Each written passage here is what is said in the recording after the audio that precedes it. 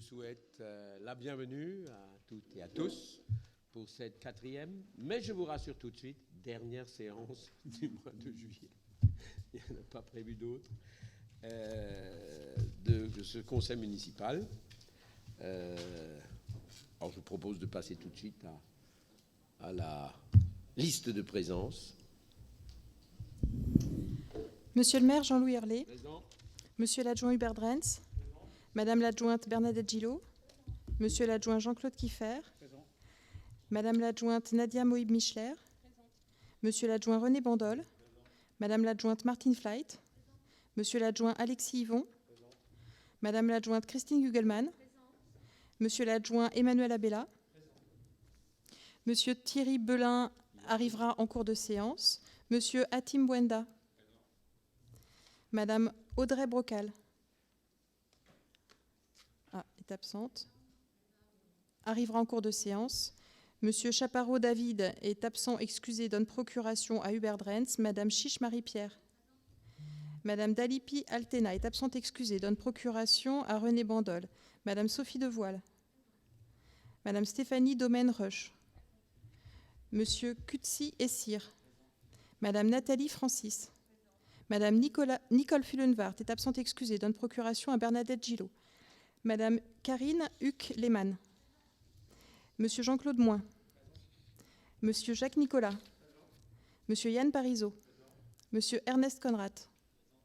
Madame Christelle Laforêt. Madame Séville Arras. Madame Elsa Sivardi est absente, excusée, donne procuration à Nathalie de Lyon. Nathalie de Lyon. Gérard Chan. Monsieur Gérard Chan. Monsieur Gérard Chimère est absent, excusé, donne procuration à Gérard Chan. Monsieur Jean-Pierre Voyer est absent, excusé, donne procuration à Séville Arras. Le secrétariat de séance sera assuré par Madame Marie-Pierre Chiche. Personne ne s'oppose à cela, donc on peut considérer que Madame Chiche est nommée secrétaire de cette séance. Alors, nous avons aujourd'hui la délibération concernant essentiellement des problèmes budgétaires, que sont le compte administratif et le budget de l'année 2020. Alors, comme un certain nombre de personnes ici sont novices, je vous propose d'évoquer quand même ce que c'est le budget, comment il est fait et comment cela fonctionne. Alors, le budget est un acte fondamental par lequel sont prévus et autorisés par l'Assemblée délibérante, notre Conseil, les recettes et les dépenses de la collectivité pour une année. C'est un acte prévisionnel. Il peut être modifié, complété en cours d'exécution par le Conseil municipal. C'est un acte d'autorisation. Il permet au maire d'engager les dépenses qui sont votées par le Conseil municipal. Et c'est aussi un acte politique, puisque c'est l'expression de la volonté et de la politique des élus. Le budget est élaboré sur la base de 4 grands principes budgétaires. L'annualité.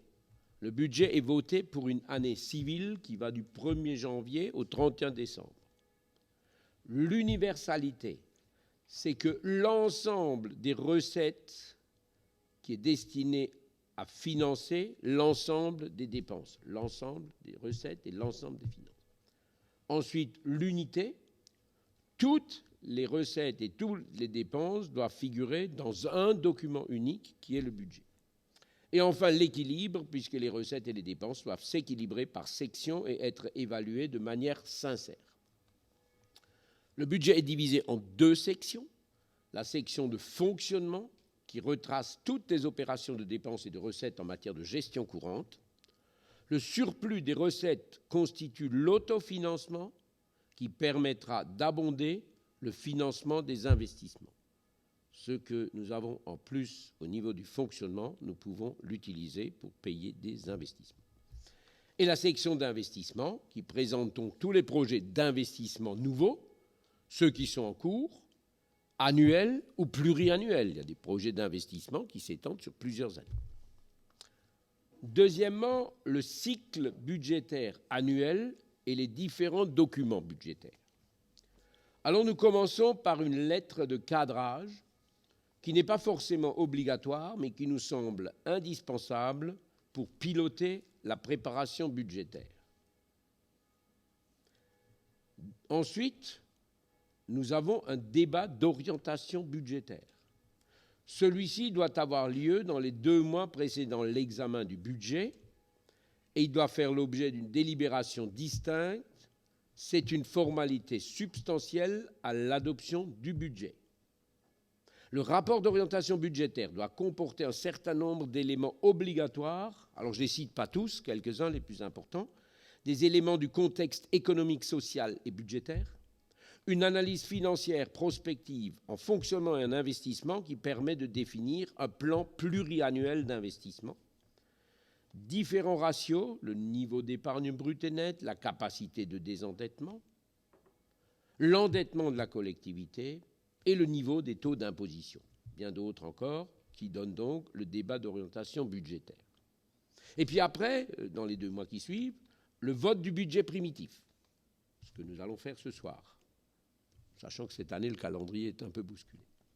Le budget peut être adopté soit avant le 31 décembre, pour les collectivités qui l'adoptent avant le 1er janvier, ou avant le 15 avril. Là aussi, il y a un changement cette année.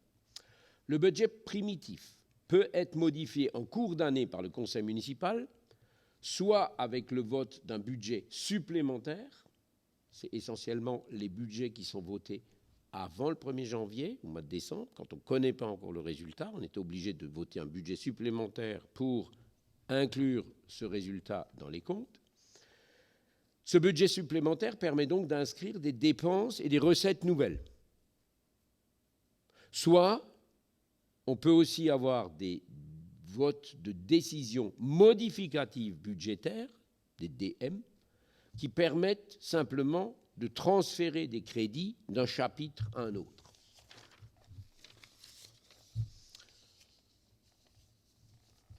Et ensuite, document supplémentaire, c'est le compte administratif qui est établi à la clôture de l'exercice. Nous allons aussi voter le compte administratif ce soir. Il rapproche les prévisions inscrites au budget des réalisations effectives en dépenses, les mandats, et en recettes, les titres. Il présente les résultats comptables de l'exercice par section et il est soumis par l'ordonnateur, en l'occurrence le maire, pour approbation au conseil municipal qui l'arrête définitivement par vote avant le 30 juin de l'année qui suit la clôture de l'exercice. Et enfin, il y a le compte de gestion. Lui est établi par le comptable payeur, qui doit être absolument identique au centime d'euro près, en tout point, au compte administratif de l'ordonnateur. Et donc doit aussi faire l'objet d'un vote par l'Assemblée, toujours avant le 30 juin de l'année. Alors tout ça, c'est les dates théoriques. Donc ce soir aussi, nous aurons le compte administratif d'abord arrêté au 31 décembre 2019 et le compte de gestion arrêté à la même date. Et ensuite, je vous ai parlé d'un résultat. Il y a toujours un résultat, puisqu'on ne dépense pas toujours au centime près ce qui était prévu. Et donc, ce résultat émane de la section de fonctionnement qui doit dégager un excédent pour servir en priorité à combler le déficit d'investissement. Après avoir comblé le besoin d'investissement, le surplus peut être soit affecté en totalité à l'investissement, soit affecté en totalité au fonctionnement, soit être réparti en partie au fonctionnement et en partie à l'investissement. La section d'investissement est très souvent déficitaire et doit obligatoirement être comblée par l'excédent de fonctionnement. L'affectation du résultat doit aussi faire l'objet d'une délibération qui est aussi inscrite ce soir à l'ordre du jour. Et ensuite, il faut avoir la transmission au contrôle de légalité, puisque naturellement, nous sommes surveillés par la préfecture. Et donc, après avoir adopté ce soir l'ensemble de ces délibérations, elles seront transmises très rapidement à la préfecture. Voilà. Ça, c'est la théorie. Alors, en pratique, à Bischheim, donc, la préparation budgétaire démarre donc, par une lettre de cadrage qui retrace les orientations budgétaires. Elle est transmise aux services et aux élus fin du premier semestre, afin qu'ils puissent travailler ensemble le budget de l'année suivante. Les éléments sont à rendre au service des finances au courant du troisième trimestre, et c'est alors le démarrage de la phase d'arbitrage budgétaire avec les élus référents et les responsables des services. Une ou plusieurs réunions de travail sont organisées avant la journée d'arbitrage qui se tient mi-novembre, mi-décembre pour la section de fonctionnement et courant janvier pour la section d'investissement, une fois le résultat de clôture connu. Sont présents à la réunion d'arbitrage le maire, les élus et les agents en charge de chaque service, et l'adjoint aux finances, la directrice générale des services, la directrice des finances. Ceci pour vous faire comprendre le fonctionnement. Ensuite, le ROB ou le DOB, le rapport d'orientation budgétaire ou le débat d'orientation budgétaire, ça doit avoir lieu donc au plus tard 2 mois avant le vote du budget, je l'ai dit. Et comme nous avons fait le choix de voter le budget normalement début avril, ce ROB a lieu entre fin janvier et fin février. Ensuite, le budget, il est voté. Donc, cette année, je vous rappelle, nous avons pris une délibération la semaine dernière, la première fois par nature et non plus par fonction. Ce qui, peut-être, celles et ceux qui ont essayé de faire des comparatifs ont peut-être de difficultés, mais bon, c'est une année exceptionnelle. Donc ce changement de mode de vote permet par ailleurs une meilleure mutualisation des moyens et une plus grande lisibilité des comptes par rapport au comparatif avec d'autres communes de la même strate et de la même importance. Le budget est composé de plusieurs services gestionnaires qui gèrent les crédits conformément à l'inscription budgétaire tout au long de l'année. Donc on vote un crédit, on vote un budget et après les services l'exécutent au fur et à mesure des besoins. Alors, il est voté, en ce qui nous concerne, entre fin mars et fin avril, et il peut intégrer à ce moment-là le résultat de l'année précédente. Ce qui ne peut pas être le cas, bien entendu, si on vote le budget au mois de décembre. On ne l'a pas. Donc, il faut faire à ce moment-là un budget supplémentaire pour l'intégrer. Nous évitons cela, donc nous pouvons, dès le budget primitif, intégrer le résultat qui permet d'avoir un budget sincère et qui ne nécessite plus des ajustements important au niveau d'un budget supplémentaire. Voilà, ça permet une meilleure transparence, une plus grande sincérité dans l'estimation des dépenses et des recettes. Alors, cette année exceptionnelle, donc suite à la crise sanitaire, une ordonnance du 27 mars 2020 a donc permis d'abord de repousser le vote du budget, du compte de gestion, du compte administratif au 31 juillet. C'est la raison pour laquelle on se retrouve aujourd'hui, qui est le dernier jeudi avant le 30, c'était vraiment la veille, c'était un peu juste. Et donc a permis, en attendant, de réaliser les dépenses de fonctionnement dans la limite de celles inscrites au budget de l'année précédente. Donc en fonctionnement, on pouvait dépenser exactement le même montant que l'année précédente, même si on l'avait fait jusqu'à présent, et d'engager jusqu'à 7/12 des dépenses d'investissement du budget précédent afin d'assurer la continuité de fonctionnement des collectivités. Alors, le vote du budget primitif d'une collectivité est, je le rappelle, un acte majeur de la gestion d'une commune. Les règles strictes doivent être appliquées afin de réaliser un budget sincère et équilibré. Voilà. Donc, je tenais à décrire un petit peu cette organisation. Et donc, ce soir, les derniers points à l'ordre du jour sont des points financiers. Nous commencerons d'abord par le compte administratif, qui clôture l'exercice passé. Le compte de gestion, comme je l'ai dit, pour dire effectivement les mêmes chiffres au trésorier et à la mairie, et affecter le résultat. Et avec l'affectation de ce résultat, on peut donc vous proposer le budget primitif pour l'année prochaine. Voilà, c'était ce que je souhaitais vous dire. Alors, il y a aussi cette année, Covid oblige, malheureusement une tradition qui date de 1983 à Bischheim, qui est le dîner du budget, que nous n'aurons pas ce soir, et qui était toujours un moment sympathique où l'ensemble des élus de tous bords se retrouvaient après pour un moment de convivialité. Alors bon, on essaiera de refaire ça l'année prochaine. Voilà. Donc, si vous en êtes d'accord, je vais passer à l'ordre du jour. Nous avons profité pour inscrire quelques points encore divers, 8 exactement. avant de passer au compte administratif, gestion, résultat et budget primitif. Le premier point, c'est un partenariat avec Alsace Nature pour la reconquête de la trame verte et bleue urbaine au nord de Strasbourg. Donc, le conseil municipal décide d'engager pour 2020 un partenariat avec Alsace Nature en vue du maintien de la biodiversité, approuve la convention de partenariat qui est jointe à la délibération liant la ville à Alsace Nature et autorise le maire à signer l'ensemble des actes nécessaires à la bonne exécution de la présente délibération. Alors, cette démarche a été initiée sous l'ancien mandat, puisque ça date de décembre 2019.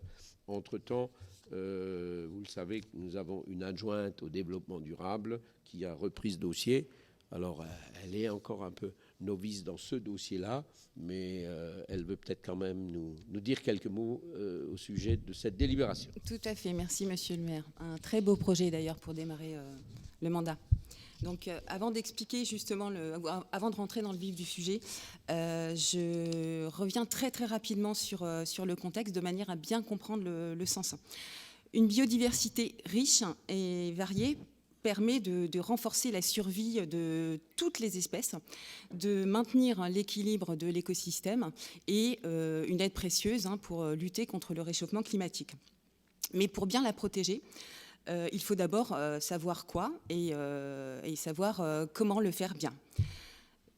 Devant ces enjeux, la ville de Bischheim avait conclu en septembre dernier, donc en septembre 2019, un premier partenariat avec Alsace Nature pour 3 choses. La première, c'était de faire un état des lieux de la faune et de la flore et identifier les espèces phares de la commune. La seconde concernait la priorisation des actions. Et enfin, mener des actions de sensibilisation avec une sortie nature qui a été faite à la Balastière et une enquête de sciences participative menée sur l'observation des hérissons. Vous avez sans doute dû voir cette enquête sur le site de la ville. En 2020, et donc en seconde phase, le nouveau partenariat avec Alsace Nature portera là donc sur la reconquête de la trame verte et bleue en cohérence et en harmonie avec les villes de Enheim et de Schiltigheim. La phase bleue fait référence au milieu aquatique et humide, et la phase verte au milieu naturel terrestre. Et ce projet, cette reconquête, doit mettre en œuvre des réseaux de milieux naturels qui permettent aux espèces de circuler et d'interagir. Donc, plus concrètement, dans ce nouveau partenariat, Alsace Nature s'engagera à plusieurs choses. Tout d'abord, à réaliser un diagnostic trame verte et bleue complémentaire pour la ville de Bischheim, de faire une étude à la plantation d'une haie vive et la planter, de coordonner le projet, de mener également des actions pédagogiques et de sensibilisation auprès des Bischheimois pour mieux faire comprendre et faire participer à la protection. Et enfin, pour finir, de former les techniciens de la ville aux différentes techniques respectueuses de la biodiversité. Merci. Y a-t-il une demande d'intervention ? Gérard Chan. Oui, comme c'est une délibération effectivement qui fait suite à une délibération du mandat précédent, j'avais déjà eu l'occasion de dire mon intérêt pour ce genre de projet, notre intérêt pour ce genre de projet. La question des trames vertes, comme l'a souligné l'adjointe, trames vertes, trames bleues, est absolument fondamentale pour le maintien de la biodiversité. Et je suis très content qu'à Bischheim, ce genre d'action se mettent en place. J'ai souvenir de quand on évoquait ces choses-là, on avait parfois par le passé l'impression de venir d'une autre planète. Quand on parlait du marqueur de la biodiversité en Alsace, du grand hamster, etc., parfois ça provoquait quelques sourires. Maintenant, je suis content que ça prenne racine dans les politiques bischheimoises, même à 5 000 €, c'est un début. On va, je pense, pouvoir avancer sur ces questions environnementales aussi. Merci. Merci. Donc, je suppose avec cette intervention que nous allons voter ça à l'unanimité. Est-ce que quelqu'un est contre ? Quelqu'un s'abstient ? Donc, unanimité, je vous remercie. Deuxième convention qui un petit peu aussi concerne la même problématique. Vous savez qu'on avait un potager urbain au Gierbaden, le long du canal. sur un terrain qui appartenait à CUS Habitat. Nous avions donc une convention avec la Confédération syndicale des familles qui a pour habitude de gérer ce genre d'équipement. Ça se passait très bien. Avec Vélostras et Espex, donc qui est le renouvellement total des espaces extérieurs. Il y a eu des transferts aussi de terrain. Et donc, nous avons déplacé le multisport derrière sur l'allée Blaise Pascal, et l'endroit où il y avait le multisport, nous l'avons donc consacré à ce jardin partagé, beaucoup plus grand que celui qu'il y avait avant. Et donc, voilà, c'est simplement la délibération, c'est parce qu'on a changé de lieu, il est plus grand, qu'on fait exactement la même convention, donc il ne change pas. Je crois qu'on ne l'avait pas mis avec les documents, vous l'avez sur la table aujourd'hui. Voilà, avec, surtout, il y a les engagements que prennent l'association.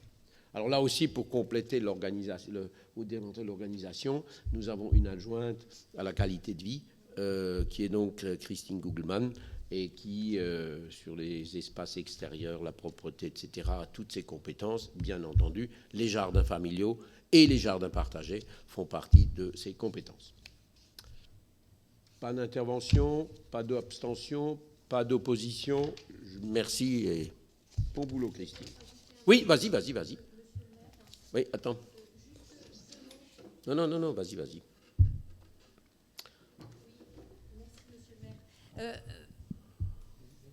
Vas-y, c'est bon. Oui, merci. Juste à l'occasion de cette délibération formelle, effectivement, je voulais juste insister sur le fait que la réalisation de ce nouveau potager témoigne vraiment que la prise en compte de la qualité de vie des citoyens est vraiment au centre de l'intégralité des projets qui sont réalisés. Pour avoir vu personnellement ce potager terminé, je peux vraiment témoigner que l'ensemble des bénéfices attendus qui sont précisés dans la délibération devraient être atteints, et qu'il appartient vraiment désormais aux habitants de s'approprier ce lieu qui va leur permettre vraiment de créer du lien social encore davantage et de pouvoir bénéficier de produits frais pour un meilleur équilibre alimentaire. Donc je crois vraiment que c'est une très belle réalisation, et si vous avez l'occasion d'aller y jeter un œil, vous pourrez voir à quel point vraiment l'intérêt de nos concitoyens a été pris en compte. Merci beaucoup. Et je voudrais juste rajouter que, en prolongement de ce terrain, va être établi un verger partagé, un verger ouvert, enfin clôturé mais ouvert à la population. J'avais demandé si quelqu'un est contre ou quelqu'un s'abstenait, donc unanimité. Point numéro 3, c'est l'exploitation de la buvette de la Ballastière. Alors, c'est une délibération que nous prenions tous les ans pour assurer une certaine continuité de service et aussi permettre à l'exploitant de faire quelques investissements de propreté, d'entretien, etc. Il est donc proposé de faire cette convention sur une période triannuelle. Voilà. Il y a quand même dans la convention, vous l'aurez vu, quelques garantie au cas où il y a vraiment une défaillance de la part de l'exploitant pour pouvoir faire arrêter. Alors, il faut juste corriger une chose dans cette délibération. Le 3e paragraphe, il est marqué que le projet de délibération a été présenté en commission des finances, ce qui n'a pas été le cas. C'est une délibération qui a été oubliée. Nous avons revu les textes, et donc la commission des finances a examiné les délibérations qui ont une conséquence financière. Et pas des conséquences. S'il n'y a pas de conséquences financières, on n'a pas à charger la commission des finances avec des dossiers qui ne la concernent pas. Par contre, ce dossier aurait dû passer, il a été oublié, donc je vous présente mes excuses, et donc nous rayons cette phrase comme quoi il a été présenté. Voilà. Y a-t-il une objection? Oui, non, une question, pardon. Merci, Monsieur le maire. Alors, nous prenons acte de votre souhait de confier la gestion de la buvette de la Ballastière à l'entreprise Ritter. Alors, pour notre part, nous pensons qu'il s'agit là d'une solution de facilité. La ville de Bischheim aurait pu confier cette activité à des associations avec des projets pour et avec les jeunes. Beaucoup se sentent délaissés et se réfugient dans d'autres villes pour pouvoir trouver un espace qui leur est dédié. Il est temps de leur laisser la place et leur offrir la possibilité de penser à des projets dans leur propre ville. Merci. Autre intervention? Voilà, c'est une question qui a souvent été posée et qui a un grand intérêt. Et que si je partage votre avis, techniquement, juridiquement et en responsabilité, c'est très difficile. Il y a même des communes qui avaient ce genre de fonctionnement et qui sont revenues, qui ont aussi pris critère à partir de cette année. Pourquoi ? Parce que c'est extrêmement complexe. Les mesures d'hygiène et de sécurité sont telles que nous ne pouvons pas mettre sur les épaules d'une association frêle le risque d'avoir une intoxication alimentaire. Donc, c'est-à-dire que ce n'est pas juste être là-bas, mais il faut que les produits, il y a des délais légaux de consommation, il y a de l'hygiène, il y a des prélèvements qui sont faits. Et si un produit devait être avarié, eh bien, il en irait de la responsabilité pénale du président de l'association. C'est quelque chose que je me refuse de faire. Donc, sur le principe, oui. En pratique, non. On peut pas... Oui. Oui, juste, voilà, mais c'est faisable, il faut une volonté, il y a des endroits où ça se fait, où on confie ce genre de choses, voilà, soit à travers un service municipal, soit à travers des associations, à des jeunes qui ont des projets, par exemple. C'est vrai qu'on l'a déjà dit par le passé, voilà, et d'autant plus que là, la convention, elle est sur 3 ans. Donc si à un moment donné, les choses devaient évoluer, là, pendant 3 ans, les choses sont figées. Donc nous voterons contre cette convention. On est là pour 6 ans, donc il y a encore un renouvellement entre-temps. Donc, qui est-ce qui est contre ? En principe 6, c'est ça ? Qui s'abstient ? Merci de ce vote. Point suivant. Alors, on a 2 subventions pour des structures petite enfance. La première concerne le jardin d'enfants. Alors, je rappellerai que les 2 structures font partie du contrat enfance-jeunesse. Je parle sous le couvert de Bernadette qui est là-bas. Et donc, il vous est proposé d'approuver la convention financière entre l'Association pour l'encouragement de la protection de l'enfance et la ville de Bischheim, c'est le jardin d'enfants, comme on dit, et d'accorder une subvention de 65 000 €. Alors, comme on a déjà dépassé la moitié de l'année, on verse en un versement unique pour la période de l'année 2020, et donc autoriser le maire à signer la convention afférente. Gérard Chahan. La convention avec l'AGF, à l'article 8, il est prévu la mise en place d'un comité de pilotage avec 3 représentants de la ville de Bischheim au comité de pilotage. Donc la question est de savoir... On est au jardin d'enfants, là. Ah, pardon. Tu anticipes non, mais je croyais que tu avais prochaine. fait les 2 en même temps. C'est la prochaine. Ok. On peut passer au vote. Qui est contre ? Oui, alors Hubert, en tant que président, ne participe pas au vote.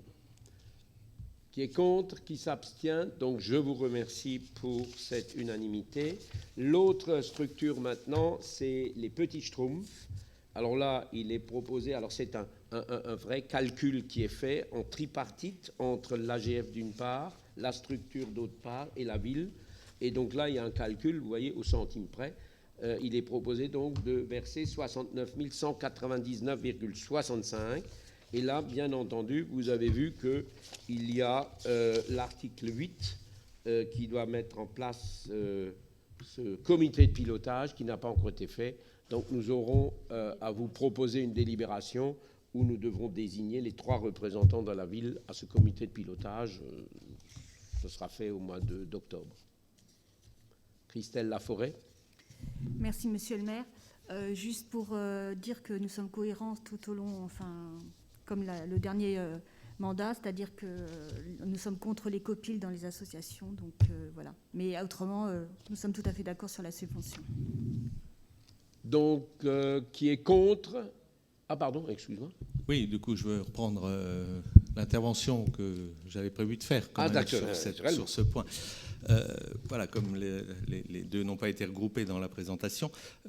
Oui, la question du comité de pilotage, d'abord, effectivement, tu as répondu en partie sur la question de la manière dont on va désigner les représentants, mais sur le pourquoi du comité de pilotage dans une structure et pas dans l'autre.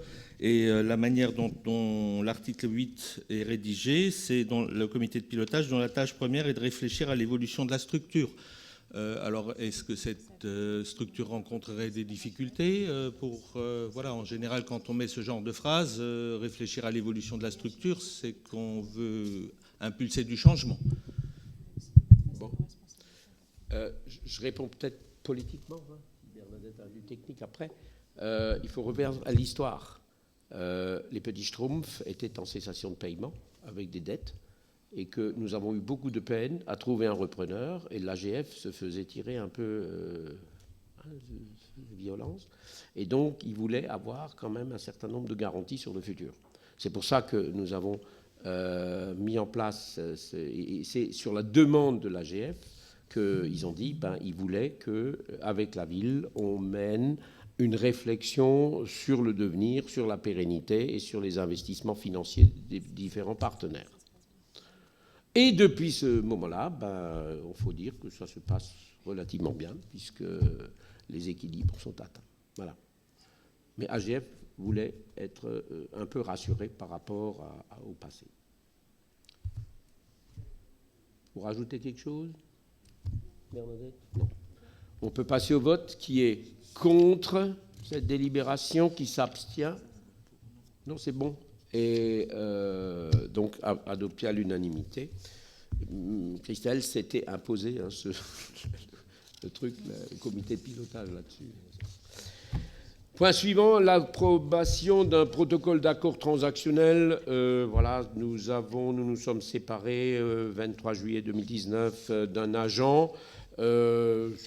Il y a un différend qui est né, je ne rentrerai pas dans le détail, je pense que la commission des finances vous en avait parlé. Voilà, et on propose de mettre un terme amiable à ce différend, parce que les procès n'enrichissent que certains. Et donc, le délibéré, c'est que le conseil municipal, après en avoir délibéré, décide d'approuver le protocole d'accord transactionnel à conclure avec l'agent, et on rajoute pour un montant de 7 000 € net de charges sociales. Voilà. Et de donner pouvoir au maire pour la mise en œuvre de cette délibération. Y a-t-il une abstention? 6 abstentions, une opposition. Donc, je vous remercie. Le point numéro 7, c'est la création d'un emploi permanent en temps complet. Je crois qu'on a déjà évoqué. C'est la création d'un emploi permanent d'adjoint du patrimoine principal. Je dis rarement des noms, mais là, on va le dire. C'est Hervé Garvou. Qui est là depuis un certain temps, qui fait un travail sur cette fonction et qui était toujours encore dans son ancienne filature, qui était peintre avant, et donc la filière technique. Voilà, c'est pour mettre en conformité. Donc nous supprimerons, mais ça il faut le passer en CT, nous supprimerons son poste au niveau technique et on le crée ici pour qu'il soit en conformité avec les missions qu'il exécute. Il n'y a pas d'interrogation, on peut passer au vote. Qui s'abstient, qui est contre. Donc je vous remercie pour cette unanimité. Et le dernier petit point qui est aussi, devrait être passé rapidement, c'est la constitution de la commission communale des impôts directs. Donc vous savez que j'en ai parlé à un certain nombre de membres de ce conseil. Les services fiscaux nous demandent une proposition de 32 contribuables de différents rôles fiscaux. Et donc, parmi ces 32 noms que nous allons transmettre, le directeur des services fiscaux en désignera 16, 8 titulaires et 8 suppléants. Pour les autres, ils ne seront pas retenus. Nous avons donc posé sur la table la liste alphabétique de ces 32 noms qui sont issus de l'ensemble des compositions du conseil municipal. Voilà. Je vous demanderai donc de décider d'abord de renoncer au scrutin secret et de proposer donc cette liste de 32 membres qui sont sur votre table. Il n'y a pas d'opposition, pas d'abstention, donc je vous remercie. Et nous passons donc au plat de résistance. par la lecture et l'approbation du compte administratif. Alors, je vous ai déjà présenté en son temps Sandra Schmidt, qui est responsable des finances de la ville de Bischheim. Ce soir, c'est son baptême du feu, puisqu'elle n'avait pas opéré à ce moment-là. Donc, c'est aussi René Bandol qui est l'adjoint qui remplace Daniel Tischler et qui est l'adjoint aux finances. Donc, on va leur laisser la parole. René va introduire ce dossier et puis il proposera une interruption de séance pour que Sandra puisse donner quelques éléments techniques et répondre éventuellement aussi à vos questions. Voilà. Merci. Pour moi. Merci, monsieur le maire. Je ne vais pas revenir sur l'exhaustivité des propos liminaires, mais nous sommes à la disposition de l'ensemble des élus pour des éléments de compréhension. Les budgets ne sont jamais simples. De manière très synthétique, le budget de la ville, c'est juste deux objets. Un fonctionnement qui doit dégager de l'excédent pour alimenter une section d'investissement. Et nous passons d'une gestion par fonction à une gestion par nature. Comme quoi la nature est partout dans la ville de Bischheim, jusque dans les budgets. Et comme l'a dit le maire, il ne faut maintenant passer à la lecture et l'approbation des comptes administratifs. La légalité vous demande une autorisation d'interruption de séance de telle manière à ce que Sandra Schmidt puisse dérouler le compte administratif. Est-ce que nous en sommes d'accord? Voilà. Donc Sandra, c'est à vous. Merci Monsieur Bandol. Donc cette présentation va démarrer avec la lecture du compte administratif. Donc, dans cette présentation, les pourcentages reflètent l'évolution des différentes sections du compte administratif 2019 par rapport au compte administratif 2018. Et donc, quelques chiffres. Les dépenses réelles de fonctionnement s'élèvent à 15 546 000 et augmentent de 6,59%, essentiellement dû au transfert de la petite enfance, qui a un impact sur quasi tous les chapitres, tant au niveau des dépenses qu'au niveau des recettes. Les charges à caractère général augmentent de 9,86% et s'élèvent à 3 995 000. Les charges de personnel augmentent de 12,02% et s'élèvent à 10 007 000. Les autres charges de gestion courante baissent de 26,56% et s'élèvent à 1 294 000. Là également, c'est dû à la baisse de la subvention de la petite enfance qui est passée de 1 million auparavant à 400 000 € en 2019. Les charges financières baissent de 5,54% et s'élèvent à 229 000 €, normal en phase de désendettement. Les charges exceptionnelles, quant à elles, s'élèvent à 19 188 €. Les recettes réelles de fonctionnement s'élèvent à 19 586 €. Elles augmentent de 4,23%. Là également, le transfert de la petite enfance rentre en ligne de compte puisque la facturation se fait maintenant au niveau de la ville et non plus du CCAS. Les produits des services augmentent de 41,88% et s'élèvent à 1 064 000. Les impôts et taxes restent stables avec 1,19% et s'élèvent à 10 943 000. À l'intérieur de ces 10 millions, on y retrouve donc les impôts directs pour 8 858 000 €.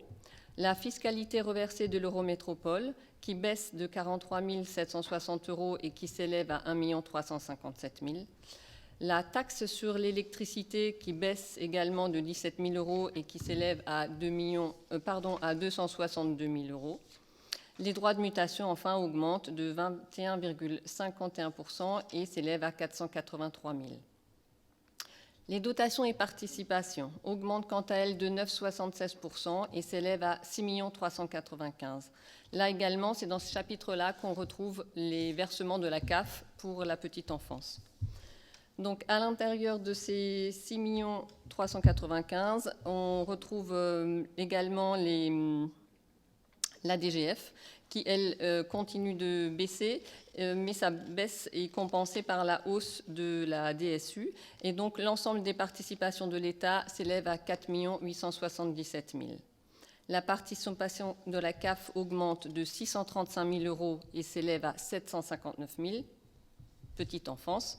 La participation de l'EMS s'élève à hauteur de 232 000 € et regroupe les spectacles, les contrats, contrat de ville pour la Ballastière, les aides pour la bibliothèque, musique, déneigement, etc.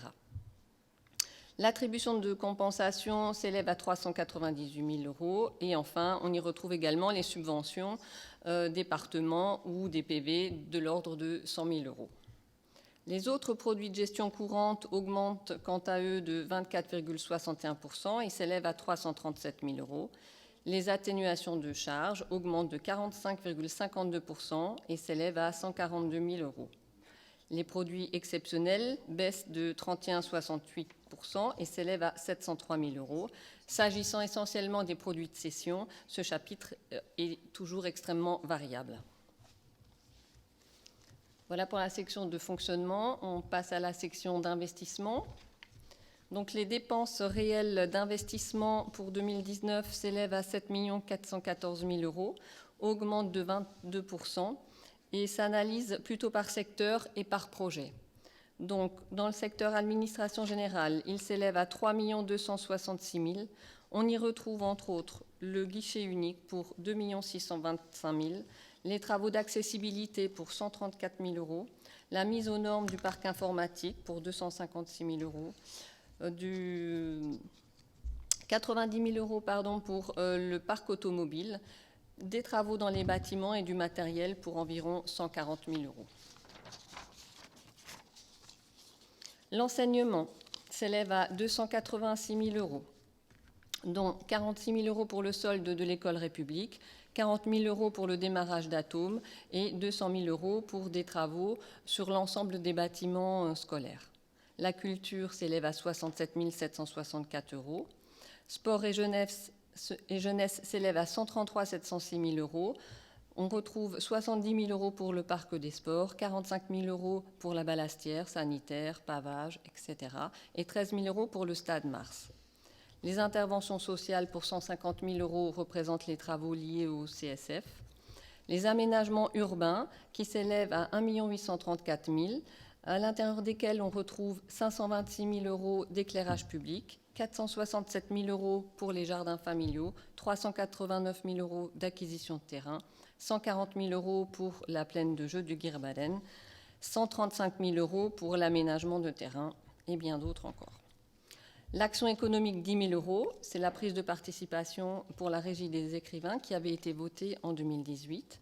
Et enfin, le remboursement de la dette pour 1 665 000 €. Bischheim continue son effort de désendettement. La dette à fin 2018 était de 843 € par habitant. À fin 2019, elle est de 816 € par habitant. La partie recettes réelles de fonctionnement s'élève donc à 2 892 000 €, augmente de 7,72% et s'analyse également par secteur d'activité. On y retrouve le FCTVA, qui reste globalement stable et qui s'élève à 541 000 €, la taxe d'aménagement, qui, elle, baisse de 55,32% et s'élève à 135 000 €. Cette baisse était due à une erreur de l'État et donc nous devons rembourser l'Eurométropole à hauteur de 144 000 € en 2019 au titre d'indu. Et nous, comme vous l'avez vu pour le budget 2020, on a encore un versement de 75 000 € à faire en 2020. Et donc, du coup, toutes ces erreurs seront terminées. L'emprunt indiqué de 1,2 million correspond à celui qui a été pris en décembre 2018. Et enfin, les subventions augmentent de 35,89%, s'élèvent à 953 000 €, à l'intérieur desquels on retrouve 244 000 € pour le guichet unique, 252 000 € pour l'école République, 300 000 € pour les jardins familiaux, 19 000 € pour les travaux d'accessibilité, 42 000 € pour le parc des sports, 22 000 € pour la plaine de jeu du Guirbaden.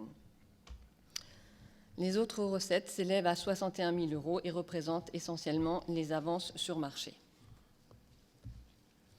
L'exercice 2019 peut donc se résumer ainsi. Les taux de réalisation par rapport au BP 2019. En dépenses de fonctionnement, 93,75% en 2019 contre 93,12% en 2018. En investissement, sans les restes à réaliser, 76,81 contre 60,03 en 2018.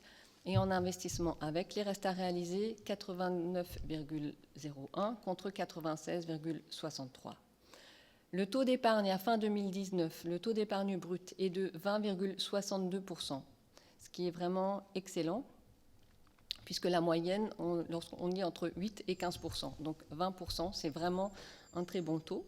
Et si on se compare à la strate a un taux d'épargne brut à 10,17% à fin 2018. Pour la strate, les chiffres 2019 ne sont pas encore connus. Le taux d'épargne net est de 12,12%, celui de la strate à 3,66. La dette par habitant, comme je l'ai déjà dit, donc 816 € et la strate à 864. Donc on est inférieur. Et enfin, la capacité de désendettement est de 3,5 années et celle de la strate 6,35 années. 3,5 années, c'est également excellent. Tous les feux sont au vert pour permettre l'investissement. Oui, alors nous sommes en interruption de séance. S'il y a une question technique où Sandra doit répondre, après il y a les questions plus politiques. Donc sinon, on reprend la séance. Donc qui souhaite la parole? Gérard Schahn. Oui, je ne serai pas très long sur le compte administratif, puisque ce compte administratif est assez fidèle à la vision que vous avez d'un budget, c'est-à-dire un objet en lui-même et pas un outil au service d'une politique, avec une vision très classique de réduire le fonctionnement. On serre la vis au fonctionnement pour dégager de l'autofinancement, etc. Mais ça, c'est très classique. Et d'ailleurs, il n'y a pas de changement là-dessus. Je reviendrai là-dessus au moment... Pour le budget tout à l'heure, donc je ne serai pas très long. C'est votre vision d'une gestion budgétaire d'une ville, c'est pas la nôtre, mais les comptes sont fidèles, si vous voulez, à cette politique-là. Donc le compte administratif en lui-même est juste, je dirais, mais dans une vision qui n'est pas la nôtre, donc nous nous abstiendrons sur ce compte administratif. Autre intervention, Christelle Laforêt. Oui, alors effectivement, les voyants sont ouverts. Alors, comme je l'avais dit dans le DOB, je suis assez surprise qu'on passe effectivement d'une situation qui était un peu chaotique à une situation effectivement qui paraît bonne. J'ai un souci sur votre dénomination de DGF. Les chiffres que vous mentionnez, c'est plutôt la dotation de forfaitaire.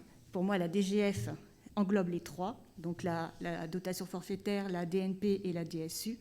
Donc, et si on fait le calcul, la DGF n'est pas en baisse. Donc, je préfère quand même le dire, parce que c'est quand même... enfin, voilà. Et effectivement, la DSU rattrape la perte qu'on a sur la dotation forfaitaire. Mais je reviens quand même sur ce que j'ai dit, je le redirai tout à l'heure aussi.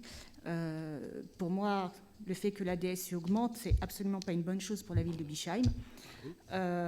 C'est signe justement que la ville s'appauvrit, que les habitants s'appauvrissent.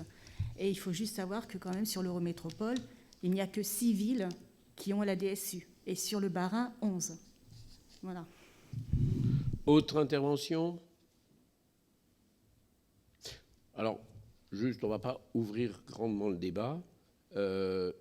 Effectivement, il y a une addition de 3 chiffres, mais je voudrais quand même dire que la DSU, et vous le dites très justement, c'est lié à la pauvreté de la population. Et pour ça, effectivement, je dis à certains de mes collègues, je préférerais avoir une diminution globale et d'avoir une population... Voilà. Et c'est aussi toute la stratégie et toute la politique que nous avons mis en place depuis 6 ans, avec du renouvellement urbain et des constructions qui ramènent une population qui a quand même en capacité de payer des impôts. C'est aussi ce rééquilibrage de la population que je fais et que mon équipe a fait et qui commence à porter ses fruits. Et puis on verra au bout d'un certain temps. Oui. Non, ça, j'entends effectivement que le fait de ramener d'autres personnes qui puissent payer effectivement des taxes, c'est intéressant pour notre ville. Mais enfin, je visualise quand même qu'il y a une population de Bischheim qui est extrêmement pauvre. Et je pense qu'il faut aussi, à un moment donné, se poser des questions par rapport à tout ça. Bien qu'il n'y a pas que la commune qui gère ce genre de choses, l'État y est aussi responsable pour beaucoup de choses. Mais enfin voilà, je veux dire, c'est quand même remettre les pendules à l'heure. Gérard Schahn. Par rapport à ça, j'ai quand même envie de dire une chose. Il faut que ce soit clair, c'est tout à l'honneur de la ville de Bischheim d'accueillir des populations qui sont parfois en difficulté et en difficulté financière. Et il est tout à fait normal que par rapport à ça, la solidarité s'exerce vis-à-vis de la ville de Bischheim. Elle devrait peut-être même s'exercer encore davantage, parce que le fait d'avoir des populations avec un potentiel fiscal faible ne diminue pas, les besoins en équipement de la ville de Bischheim et en service de la ville de Bischheim, parfois bien au contraire. Et donc cette solidarité, elle doit s'exercer en direction de la ville de Bischheim.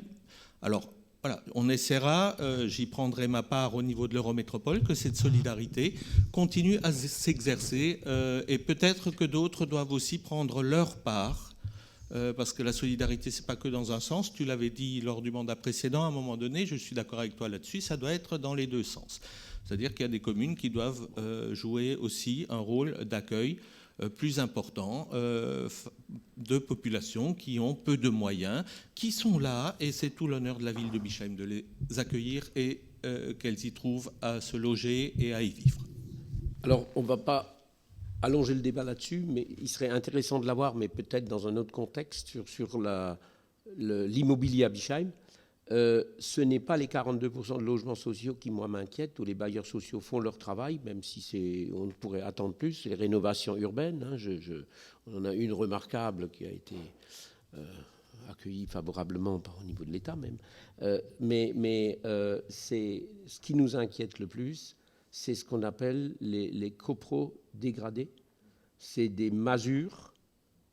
Et dans des rues qui étaient historiquement très intéressantes, je parle de certaines rues juste à côté, ici, dans les petites rues, à côté, où on remplace une maison monofamille ou bifamille par 9 ou 10 boîtes aux lettres.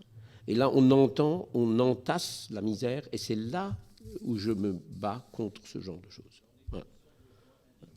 C'est le mal logement, le logement indigne, et il y a maintenant une personne importante à Strasbourg, avec qui j'ai beaucoup collaboré, Siamak, qui a ce genre de concept. Et puis, je crois qu'on en échangeait souvent avec lui sur le mal logé, où il faut arrêter de laisser aux gens acheter n'importe quoi, sans faire des travaux, sans faire de confort, avec de l'humidité, etc.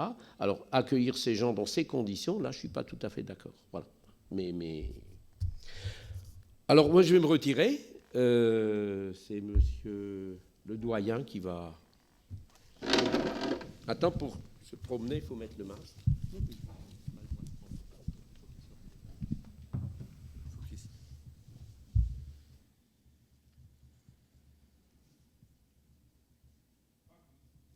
Voilà, monsieur le maire est parti, donc je mets ce point au vote. Il est bien parti. Qui c'est qui s'abstient?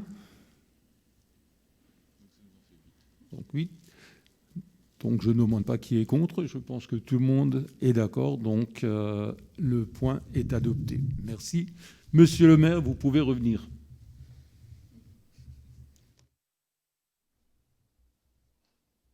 Je vous confirme que le compte administratif a été voté et accepté. Merci.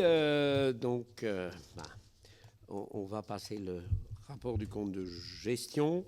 Je vous propose de déclarer que le compte de gestion qui était dressé pour l'exercice 2019 par le trésorier, visé, certifié, conforme par l'ordonnateur, n'appelle ni observation ni réserve de sa part. Est-ce qu'on peut l'adopter? Personne n'est contre, personne ne s'abstient. Je vous remercie. Le deuxième point, le point suivant, c'est l'affectation du résultat. Là aussi, je vous propose que le conseil municipal puisse décider d'affecter les résultats de compte administratif de l'exercice 2019 comme ci-dessus. 1 969 886,59 en dépenses d'investissement au compte 001 déficit d'investissement reporté. 2 748 728,42 en recettes d'investissement au compte 1068 excédent capitalisé. Et 1 148 435,07 en recettes de fonctionnement au compte 002, excédent de fonctionnement reporté. Puis-je mettre au vote? Qui est contre? Qui s'abstient? Donc, je vous remercie. Et puis, voilà, maintenant le budget primitif. Donc, je redonne la parole à René pour la présentation avec Sandra. Merci Jean-Louis. On ne perd pas un instant. Interruption de séance et je passe la parole à Sandra. Merci Monsieur Bandol. Donc, à présent, le budget primitif 2020. Il a quelques particularités, ce budget 2020. Donc, on l'a déjà dit à plusieurs reprises, mais tout d'abord, il y a eu le changement de mode de vote qui a permis de refaire une organisation administrative des services. Et ce regroupement a pour objectif de mutualiser les besoins, d'améliorer la gestion quotidienne et elle permettra plus de lisibilité et plus de transparence dans les comptes. Il y a le transfert de la petite enfance qui est pour la première fois donc en année pleine, qui a un impact. La gestion raisonnée des charges de personnel pour contenir son évolution. Pas de hausse de taux pour le budget 2020. Et enfin, ce budget 2020 a dû être remanié suite à la crise sanitaire. Donc on va passer à la section de fonctionnement.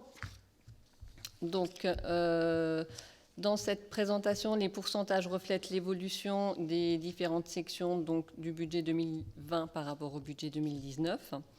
Et tout d'abord, l'impact de la crise sanitaire va vous être présenté dans les différentes sections, donc tant au niveau des dépenses qu'au niveau des recettes. Les nouvelles dépenses liées à la crise sanitaire ont été estimées à ce jour à environ 100 000 € pour l'année 2020, mais elles évoluent régulièrement et le coût ne sera connu qu'au moment du compte administratif. Là-dedans sont inclus tous les produits d'entretien, achat de masques, achat de protection individuelle, de plexi, communication, remboursement de spectacles et autres. Donc les dépenses totales s'élèvent à 20 310 000 et augmentent de 4,16 %. Les charges à caractère général s'élèvent à 4 456 000. Et comme évoqué dans le DOB, une gestion rigoureuse et mutualisée des dépenses a permis de faire baisser ce chapitre de 2,91 % malgré la crise sanitaire. Les charges de personnel augmentent de 8,07 % et s'élèvent à 11 150 000. Ces 8 % peuvent se répartir en 6 % transfert de la petite enfance en année pleine et 2 % de GVT.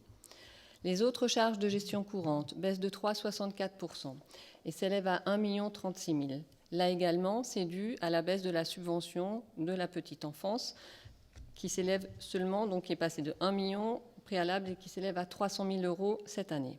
Les charges financières baissent de 14,72 % et s'élèvent à 226 000 €. Les charges exceptionnelles s'élèvent à 36 000 €. Les dotations aux amortissements augmentent de 13,48 % et le virement à la section d'investissement augmente de 4,60 % qui démontre une gestion rigoureuse et qui permet de favoriser l'investissement. Les recettes totales s'élèvent quant à elles à 20 310 000 et augmentent donc, vu que le budget est équilibré, également de 4,16 %. Les recettes non perçues suite à la crise sanitaire ont été évaluées à 300 000 €. Elles impactent directement le chapitre produits des services. Et à ce jour, l'impact de la crise sur la participation de la CAF est difficilement estimable. Donc le produit des services affiche maintenant une baisse de 5,69 % et s'élève à 884 100 €. Le projet de budget initial faisait apparaître une progression de plus de 25 % et s'élevait à 1 170 000 €. La baisse d'environ 300 000 € a été calculée sur le manque à gagner de 3 mois et demi et peut se décomposer, comme je vais vous l'indiquer dans les grands chiffres. Pour la petite enfance, 75 000 €. Pour la musique, 35 000 €. Pour la danse, 18 000. La vie culturelle, 6 000. La restauration scolaire, 90 000. Le périscolaire, 34 000. Et enfin, les horodateurs, 30 000 €.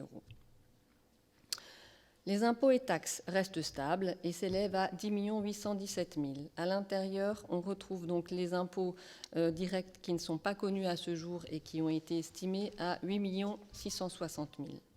La fiscalité reversée de l'Eurométropole baisse et s'élève à une baisse de 34 000 € et s'élève à 1 323 000. Les droits de mutation non connus sont estimés à 445 000 et la taxe sur les emplacements publicitaires est estimée à 85 000 €. Les dotations et participations augmentent de 11,71% et s'élèvent à 7 112 000.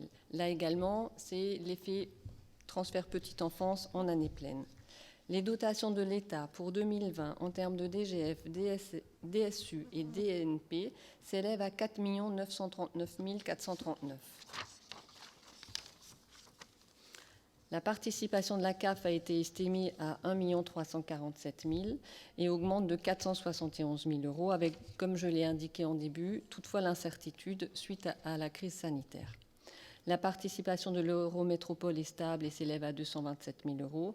L'attribution de compensation s'élève à 401 449 euros et les subventions du département et de la DPV sont toujours de l'ordre de 100 000 euros. Les autres produits de gestion courante baissent et s'élèvent à 6,36% et s'élèvent à 275 100 euros. Les autres recettes s'élèvent à 69 000 euros et l'excédent de fonctionnement reporté augmente de 2,76% et s'élève à 1 148 000, signe d'une saine gestion de l'exercice 2019.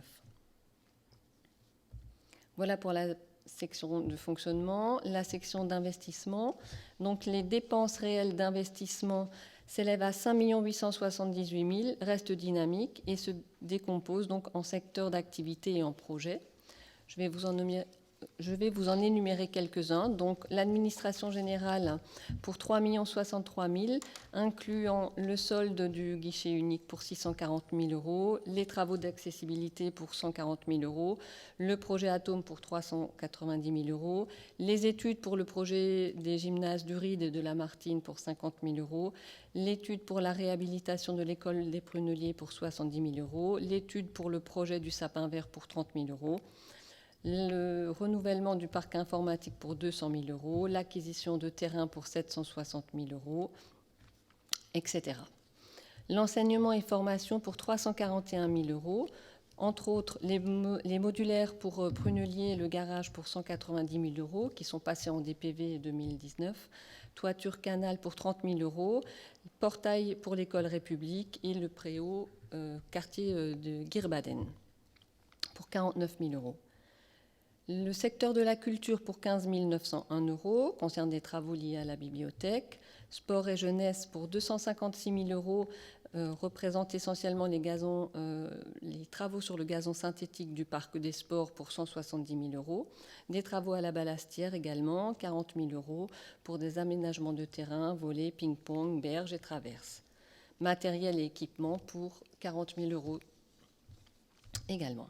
Les interventions sociales et familles pour 18 000 euros, c'est la suite des travaux pour le centre social et familial.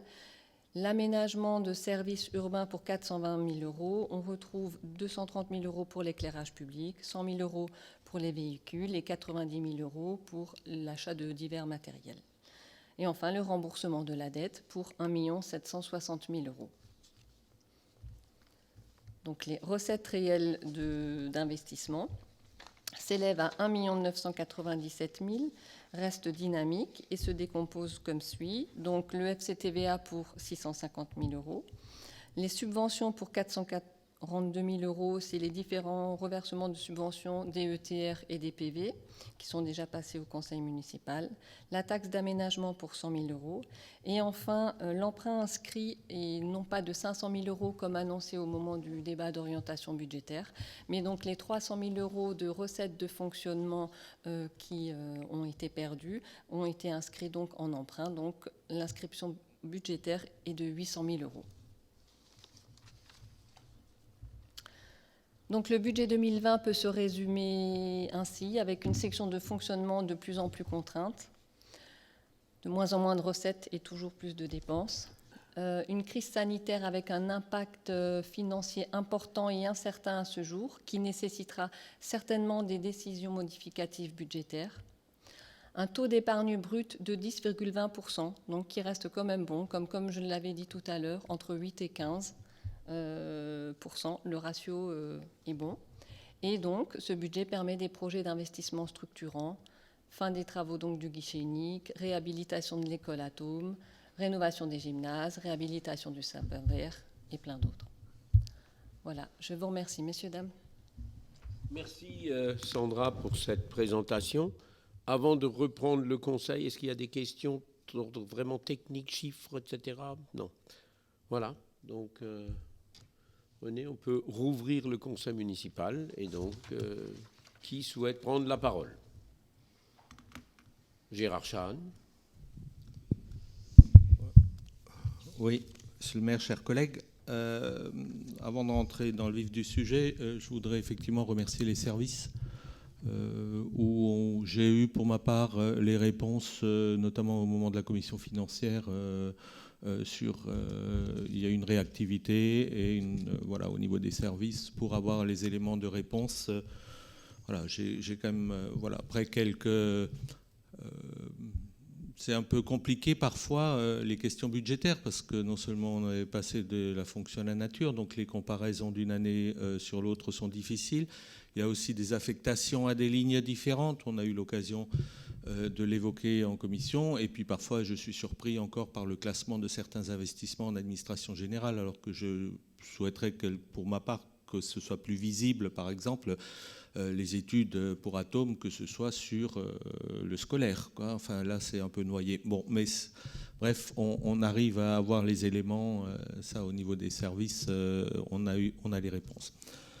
En tout cas, c'est une année budgétaire, enfin, c'est un cycle budgétaire très particulier qui se clôt cette année, pas parce que la nature est rentrée dans le budget. D'ailleurs, petite parenthèse, j'ai cherché la nature dans le budget, j'ai trouvé 1 500 € pour des plantations d'arbres. Hein, une ligne, c'est un début.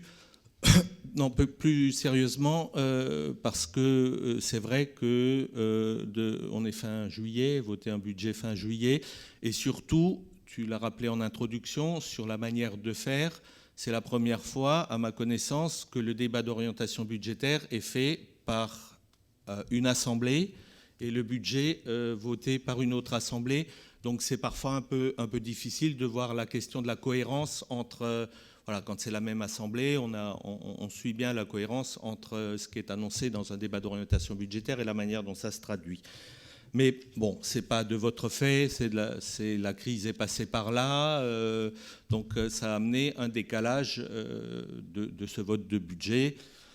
Et puis finalement, les effets de la crise, vous l'avez annoncé, sont intégrés dans ce budget. Je crois plutôt qu'on est autour de 400 000 €, en tout cas 100 000 au niveau des dépenses et à peu près 300 000 en manque à gagner. Je crois qu'on va être dans cet ordre-là. Ce qui globalement, je dirais presque, on s'en tire plutôt pas mal pour l'instant, si on en reste à ces chiffres-là. Mais la crise, elle doit nous permettre de réfléchir le budget, pour moi, d'une autre manière. On a dit lors de l'installation que nous avions, nous, notre feuille de route, qui était notre projet, et je vais faire une lecture du budget à l'aune de notre projet. Où la question écologique, sociale et démocratique est au centre de nos préoccupations.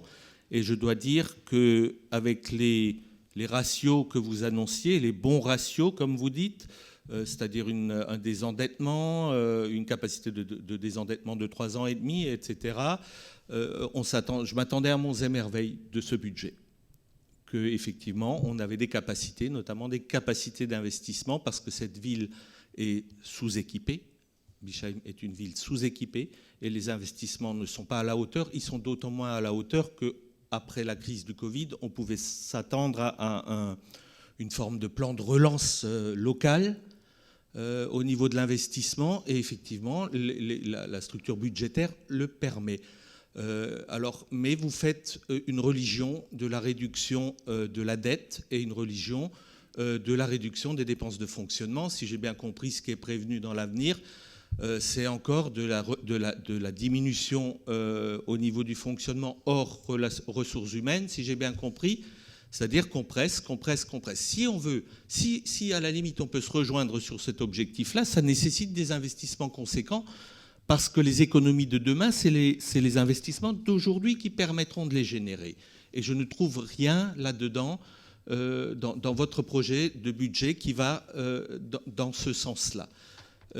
Honnêtement, je suis extrêmement déçu par ce budget qui n'est pas à la hauteur des enjeux sociaux, hein, la crise qui est à la porte. Et je me rappelle qu'on a eu une discussion où on disait que les entreprises attendent d'avoir des commandes, donc l'investissement public est important.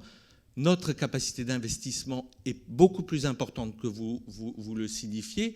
Effectivement, on est à 3 ans et demi. Si on était à 5 ans, ce qui n'est pas un chiffre catastrophique, à 5 ans de capacité de désendettement, comme on l'était au début du dernier mandat, il y a 6 ans, on aurait eu des capacités d'investissement de quelques millions, 7 ou 8 à ma connaissance, de plus sur une durée de mandat. 5 ans de capacité de durée de désendettement, c'est pas énorme, hein. La Cour des comptes parle en général de 8%, tant qu'on est en dessous de 8 ans, pardon, tant qu'on est en dessous de 8 ans de capacité à rembourser la dette, on est plutôt bon. Donc on peut faire des efforts d'investissement à Bischheim, surtout que les besoins sont là. Les besoins sont là. Alors revenons sur les sujets écologiques, par exemple. On a ce poumon vert, on a cette floriculture. Je ne sais pas ce qu'on veut en faire, je ne sais pas ce que vous voulez en faire, je ne sais pas ce qu'on attend. Je vous renvoie, je vous ferai suivre le lien, si vous voulez, d'une très bonne interview du président du conseil départemental il y a 2-3 jours sur Alsace 20, où le département est prêt à soutenir des contrats d'autonomie alimentaire. Il l'a fait dans une entreprise d'insertion qui fait du maraîchage, etc. Qu'est-ce qu'on attend pour se lancer là-dessus ? La crise sanitaire nous a montré qu'il y avait des vrais besoins. La crise économique montre qu'on peut répondre par ce type de projet à des besoins sociaux. On a une nomination dans votre exécutif d'une adjointe au développement durable. Je cherche la traduction financière dans ce budget.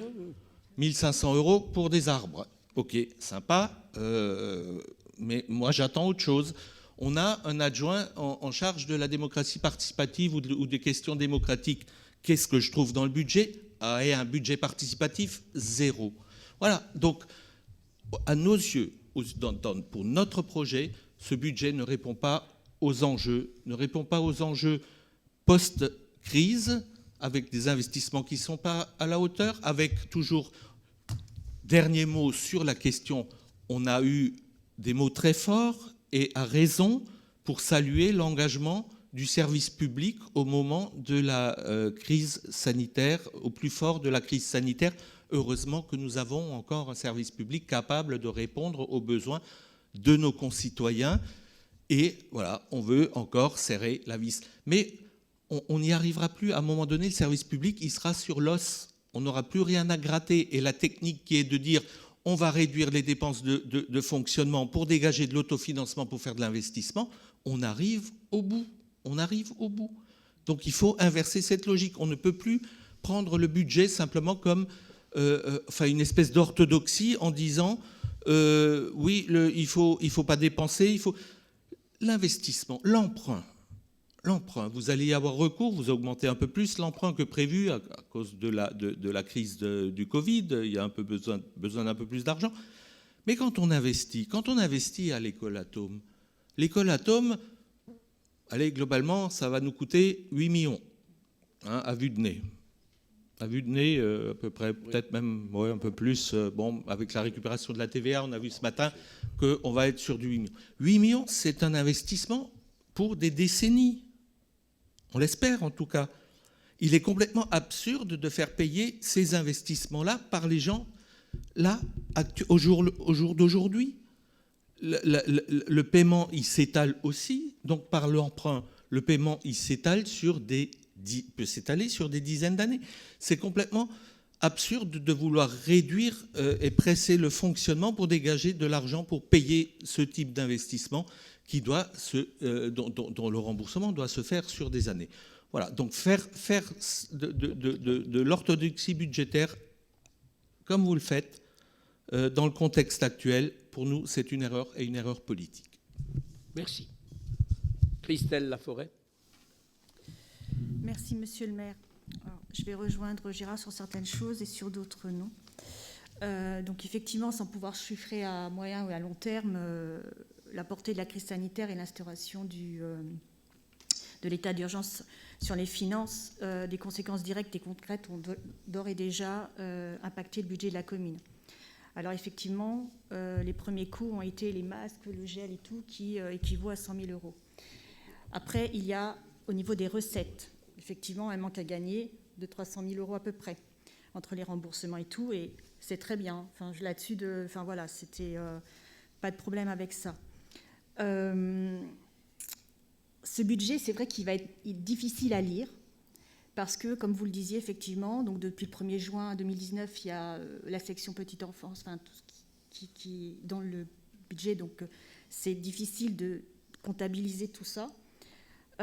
Après, il y a effectivement le changement de vote, donc c'est une autre gymnastique à avoir. Donc j'imagine d'ailleurs les services, comment ils ont dû s'amuser. Comme je le dis depuis 6 ans, en fait, on est une ville sous perfusion, parce que nous avons toujours besoin, nous sommes dépendants de l'aide extérieure, que ce soit la subvention, dotation, je vais pas revenir sur la DGF dont j'ai parlé, notamment la dotation de solidarité urbaine. Je vais dire que dans ce budget, pour moi, il y a quand même des points positifs. Je suis attachée au PPI, aux objectifs qui ont été donnés. Alors, c'est vrai que souvent, j'ai évoqué la CAF, parce que pour moi, c'est très important, c'est le moteur d'un budget. C'est-à-dire que la CAF, c'est la capacité d'autofinancement. Pour moi, c'est assurer une trajectoire financière qui est beaucoup plus saine et de dégager une visibilité sur les années à venir. Alors, peut-être que, effectivement, comme le dit Gérard, alors oui, on peut peut-être faire des choses, oui, mais il faut quand même garder cette optique quand même de CAF, parce que ça permet d'avoir un avenir, de se dire on va pouvoir faire tel ou tel projet, et ce qui est important. Sur le désendettement, qui était un des objectifs du PPI, les 3,5 années. Alors c'est vrai que j'y suis très attachée à la base. Lors du DOB, Gérard effectivement a parlé de cette école Atome et effectivement sur cet investissement et sur l'avenir et tout. Moi j'y ai réfléchi, honnêtement, enfin voilà, confinement ça sert aussi à ça.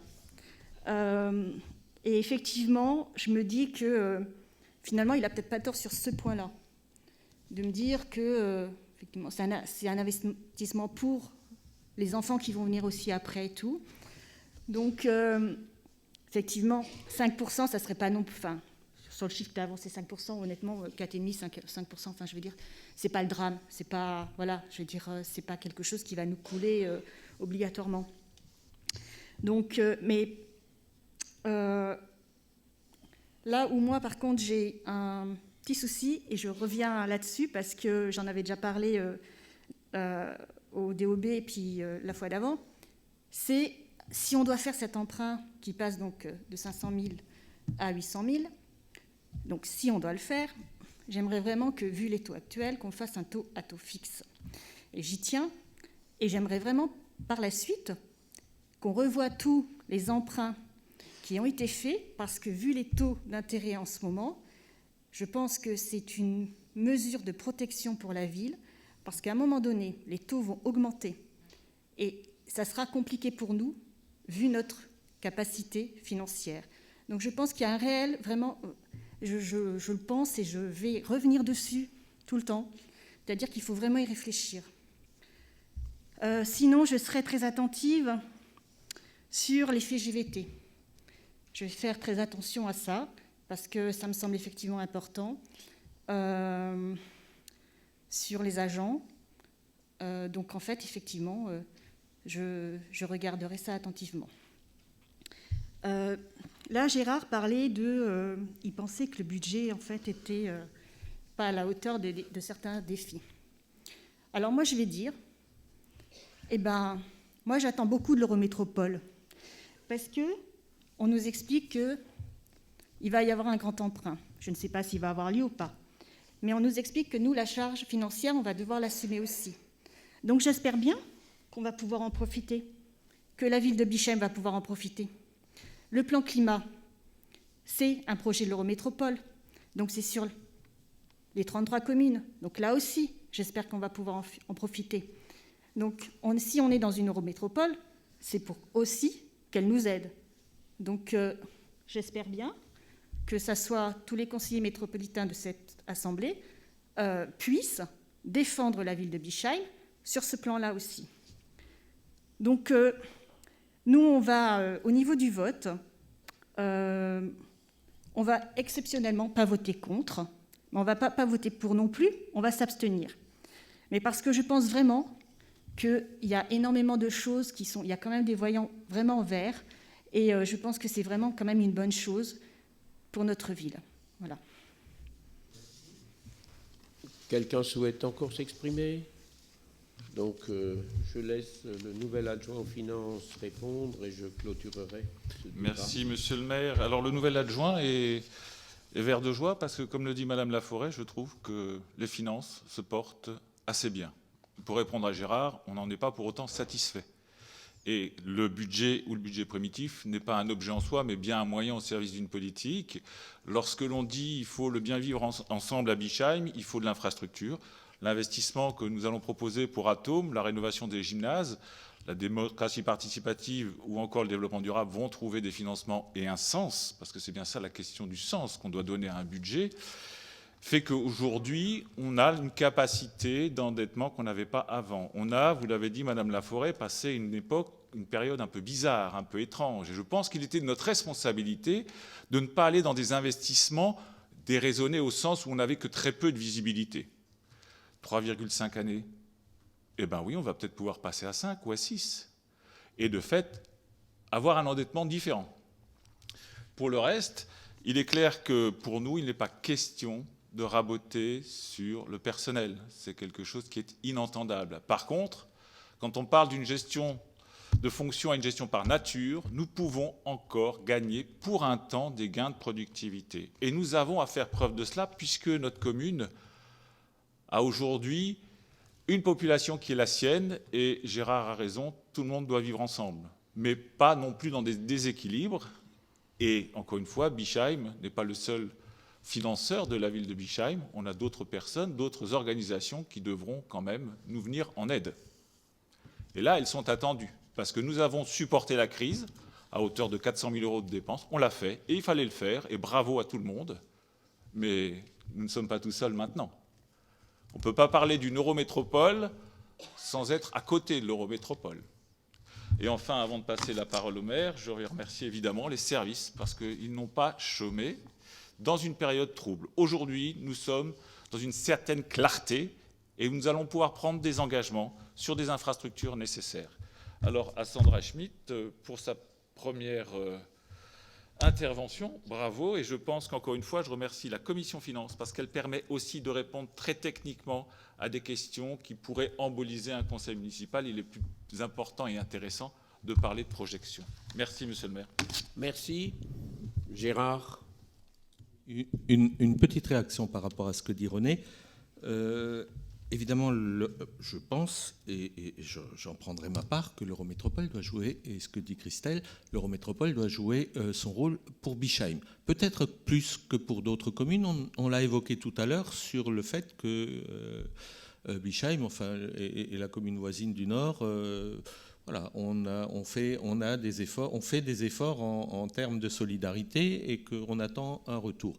Après, l'Eurométropole, on sait aussi que ce sont des projets structurants. Qui sont surtout financés et portés par l'Eurométropole. Quand on a, par exemple, on annonce une politique jeunesse ambitieuse lors d'une campagne électorale, c'est bien la commune de Bischheim.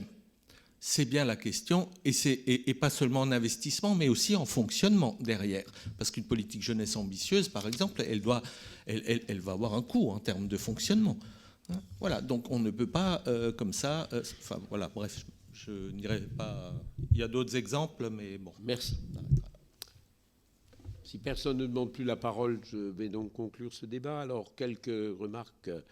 Je ne rentrerai pas dans le détail, mais c'est aussi une particularité vous vous doutez bien qu'ayant mis en place ce conseil municipal et ses adjoints le 5 juillet, vous vous doutez bien que le budget n'a pas été préparé après le 5 juillet. Donc là aussi, le débat d'orientation, c'était l'ancienne équipe, le budget également. Et dans mes convictions personnelles, j'ai le respect de la démocratie.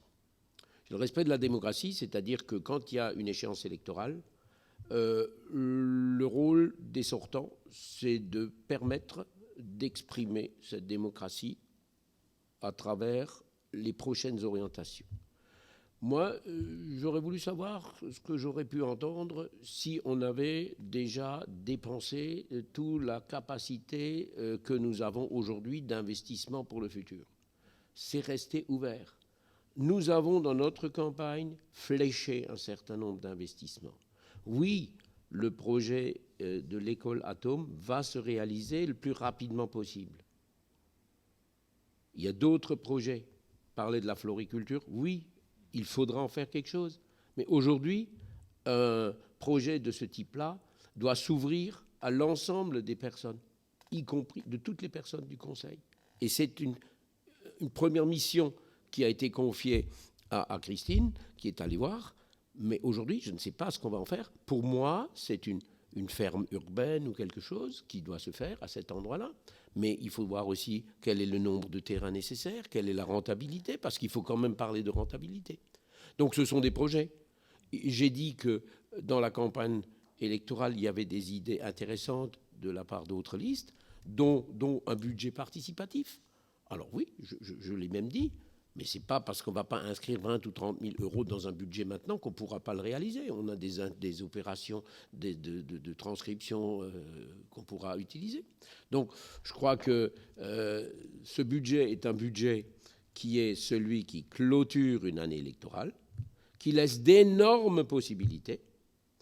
Et bien entendu, vous vous doutez bien qu'avec tous les projets d'investissement que nous avons, nous ne resterons pas à 3 ans et demi de taux et qu'on va très rapidement remonter et que les diminutions de l'endettement, ce n'est pas une phobie de ma part. C'est pas voilà, il faut l'utiliser. Nous avons clôturé un certain nombre d'investissements. Nous voulions finir le guichet unique, la mairie. On l'a fait. Et que les nouveaux projets, ils vont faire. Et puis après, je l'ai aussi dit que ces grands projets, qui dépassent même le mandat, on les fera aux fonctions des disponibilités financières. Nous essayons d'avoir un maximum d'aide et de subventions, que ce soit de l'État, de la région, du département, enfin peu importe, pour chaque projet. Voilà. Donc, nous avons cette politique d'ambition. Par contre, je m'oppose fortement à dépenser de l'argent pour le plaisir de dépenser et de faire plaisir aux gens, etc. Ça, non. Et quand j'ai entendu qu'à l'Eurométropole, on voulait commencer par emprunter 350 millions et après on regarderait qu'est-ce qu'on peut en faire, non. Pour moi, je suis quand même gestionnaire dans l'âme, on fait d'abord un projet et on regarde après comment on peut le financer. Soit de préférence en autofinancement, parce que c'est la manière la plus saine, mais lorsque c'est un projet qui s'étale sur des années d'utilisation, comme une école, et bien entendu, l'emprunt doit également être une des composantes. Donc d'abord les subventions, deuxièmement l'autofinancement, et troisièmement de l'emprunt. Et je verrai dans 1, 2, 3 ans, lorsque l'endettement sera à des niveaux un petit peu moins positifs, quelles seront les réactions en disant « mais attention, vous dilapidez les sous ». Mais j'espère que tu me soutiendras à ce moment-là, autant que tu le proposes aujourd'hui. Voilà. Juste, Christelle, nous n'avons, je pense, alors de mémoire, fait aucun emprunt sous mon mandat qui ne soit pas à taux fixe. Je pense. Voilà. Et naturellement, je clôture par... Attends, pour que j'oublie pas, je clôture par remercier, moi aussi, les services, Sandra, mais il y a aussi Stéphanie Christmann, qui est aussi le bras droit, qui est là ce soir aussi pour nous aider, et puis le service RH à côté, qui a aussi une lourde mission. Voilà, donc moi j'en ai fini. parle pas après le maire, mais quand même exceptionnellement. Oui, tu pourras reprendre la parole après moi si tu le souhaites. Non, pour dire que quand même il y a des urgences. Voilà. L'urgence climatique, c'est maintenant. L'urgence sociale, c'est maintenant. Les associations sans endroit à Bischheim, c'est maintenant. Et donc, il y a des choses qu'on ne peut pas repousser. Mais tu me félicites de temps en temps d'avoir enfin ouvert les yeux sur cette problématique. Donc, laisse-moi au moins le temps de m'y adapter. Christelle Laforêt. Oui, concernant les emprunts, il y a aussi eu des emprunts avant vous, oui, qui sont toujours là et qui sont à taux variable. Je disais simplement, quand tu dis qu'il faut absolument faire du fixe, je suis d'accord et je pense qu'on l'a fait depuis le moment où on en est conscient. Mais je pense qu'il faut... Mais nous avons également renégocié un certain nombre d'emprunts. Mais lorsque le coût de la renégociation est supérieur au gain qu'on fait, ben on laisse... voilà. Bon, je vous remercie toutes et tous et il faut passer par le vote. Voilà. Donc je vous incite toutes et tous à voter positivement pour ce beau budget. Qui est-ce qui n'est pas d'accord? Qui est-ce qui abstention? Non, donc 2 abstentions. Et vote contre un budget comme ça. Bon, voilà. 6 votent contre. Alors je crois qu'il faut signer quelque chose, non? Alors, oui.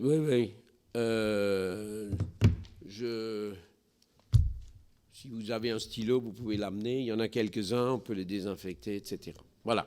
Et donc, vous avez aussi vu que durant toute cette période, il y a une personne qui était omniprésente, parfois physiquement, très souvent aussi en télétravail.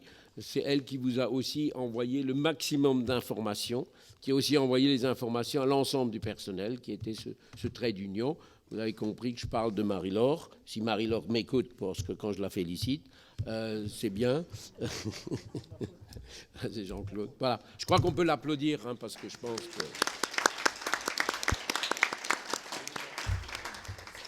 Alors, comme j'ai dit, il n'y a pas de pause ce soir, hein, donc on remet le masque pour venir signer.